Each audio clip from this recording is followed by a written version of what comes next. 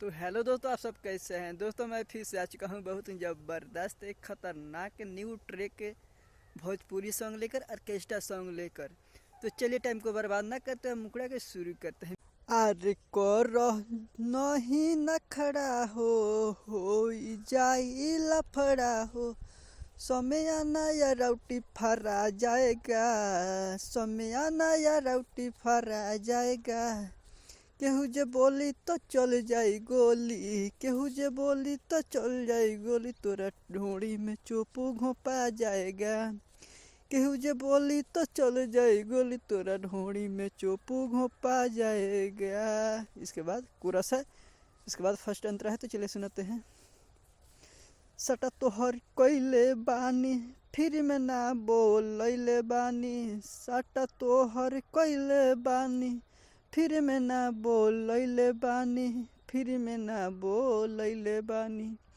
करबू जे ऐसा तो मिले ना पैसा, परत खेत जोता जाएगा। केहू जे बोली तो चल जाई गोली, केहू जे बोली तो चल जाई गोली, तोरा ढोड़ी में चोपू घोंपा जाएगा। केहू जे बोली तो चल जाई गोली, तोरा ढोड़ी में चोपू घोंपा जाएगा।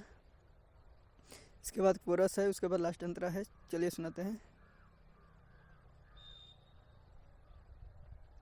करेलू काम जाली सुन बंगाल वाली, करेलू काम जाली सुन बंगाल वाली, सुन बंगाल वाली हो।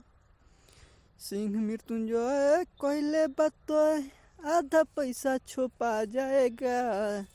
केहू जे बोली तो चल जाई गोली, केहू जे बोली तो चल जाई गोली, तोरा ढोड़ी में चोपू घोंपा जाएगा। केहू जे बोली तो चल जाई गोली, तोरा ढोड़ी में चोपू घोंपा जाएगा। दोस्तों अगर ये वीडियो आपको अच्छा लगा हो तो हमारे वीडियो को ज़्यादा से ज़्यादा शेयर कीजिएगा। हमारे चैनल पर नए हैं तो चैनल को सब्सक्राइब जरूर कीजिएगा। ओके, फिर मिलते हैं नेक्स्ट वीडियो में, तब तक के लिए बाय बाय।